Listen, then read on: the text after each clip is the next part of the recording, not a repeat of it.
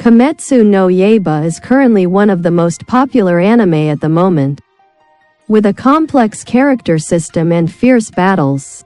What the audience hotly debated throughout the second season of the anime was the power correlation between the characters on the demon side and the swordsman side. The expansion of the power scale of the characters in the story has helped the pace of the anime Kimetsu no Yaiba to be pushed up significantly. The characters constantly face new challenges to practice their skills. Therefore, classifying the power of each character becomes relatively difficult because the difference between them changes constantly. Which character is the strongest? The answer will be in this article. Ranked 10th is Kyojuro Rengoku, the master of fire breathing. As the flame pillar, Kyojuro Rengoku is always looking for justice and protecting the innocent. His base power is not too impressive, but it is still strong enough to deal with Enmu, the lowest level. In fact, even Akaza was forced to admit that the flame pillar has outstanding endurance and ability. Kyojuro is indeed a master of fire breathing and is able to use many different techniques to great effect in battle. Rank 9th is Giyu Tomioka, Great Wool and Personal Power. Giyu Tomioka is a lone wolf. He likes to finish the battle without wasting his breath. The Water Hashira first revealed his swordsmanship prowess when he fought Rui using his own technique, the 11th form, Silence, in addition to some battles with Muzan's subordinates. Giyu was also a pillar in the final battle with the Demon Lord. The Water Hashira was more than capable of defeating the Upper Moons, but still needed Tanjiro's help to defeat the third Upper Moon. Akaza. Rank 8th Sanemi Shinazugawa, power comes from godlike speed. The Wind Pillar is a living tornado. He showed his bravery in the match against the Water Pillar Giyu Tomioka. The ability that Sanemi showed in the battle with the mid-level demons in the Infinity Castle arc was quite simple. He didn't have to spend too much effort to quickly deal with them. In fact, Kokushibo himself highly appreciated Sanemi's fighting ability, but there is a small note that the Wind Pillar is limited by the human body itself. Sanemi's most impressive trait is his agility. He moves so fast that people can't distinguish between him moving and teleporting. Rank 7th in the Upper Moon 3, Akaza's Blood Demon technique is powerful enough to destroy an entire city with just one wave. Akaza's power was most evident in the Infinite Train arc, when he defeated the flame pillar Kyokuro Rengoku, not to mention the pillars who had lost their lives to him before. Akaza's recovery ability is extremely fast as he can regenerate his severed head at an incredible speed. In fact, later through Akaza's memories, people learned that before becoming a demon, he already had terrible power. Not only that, Akaza knows how to make specific strategies as well as never underestimate his opponents, so he is even more terrifying.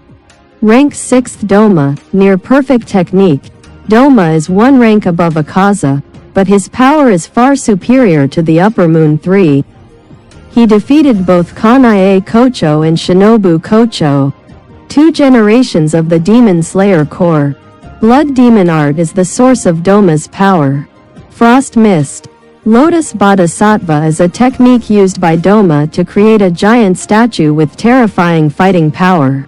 Rank 5th Gyomei, strongest pillar alive. Many consider Gyomei to be the strongest pillar alive. He possesses stamina, martial arts skills, and patience far surpassing his teammates, which was acknowledged by the first Upper Moon when the two fought. The rock pillar rarely attacks without calculating and considering the outcome at any given time. Gyomei's fighting style is Kusarigama Jutsu, combined with traditional Kusarigama instead of the Nichiren swords used by other demon slayers. Furthermore, the stone breath created by Gyomei is powerful enough to overpower demons like Kokushibo. Rank 4th Kokushibo, strength beyond human understanding. Kokushibo is the leader of Muzan's upper demons. One could say that he is one person above 10,000. He has survived for hundreds of years, constantly training in both techniques and tactics, so his strength has surpassed human understanding. Even the pillars tremble at his uncontrollable bloodlust. The two most formidable pillars of the Demon Slayer Corps, Gyomei and Sanemi, fought with all their might against Kokushibo. But it was only thanks to luck and the sacrifices of the River Pillar and Genya that they were able to defeat Kokushibo. Third place is Tanjiro, the restorer of the breath of the sun. Tanjiro's birth heralds a major turning point in the millennia-long war between demons and humans in Kimetsu no Yaiba. Though no one knows it and the boy himself has encountered countless hardships in his life. First, Tanjiro's mother and siblings are murdered by Muzan. Tanjiro carries a sense of guilt and promises to find a way to help Nezuko return to human form. Tanjiro's headbutt is often used in dire situations. But his most significant power is the restoration of the long-lost breath of the sun.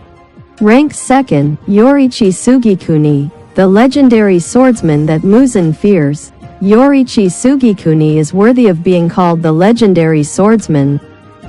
The strongest in the hundreds of years of history of the Demon Slayer Corps. Unlike other swordsmen who may or may not have a demon-slaying mark after growing up, Yoriichi had a mark from birth. He even created the breath of the sun, the breath of the origin. Later, Yoriichi combined the breath of the sun with his own superb sword techniques to create attacks that demons could not avoid. Although he was just a normal person, Yoriichi was a fear that haunted every cell of Muzan even after he had passed away hundreds of years ago. And number one is of course the demon lord Muzan Kibutsuji, the intelligent demon with terrible power.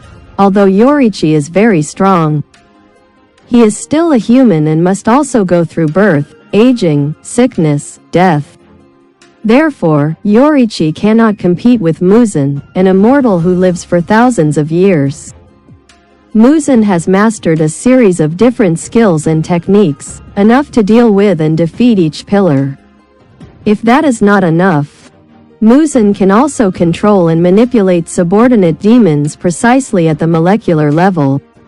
Therefore, a one-to-one battle with Muzan is almost impossible, even for the strongest pillars.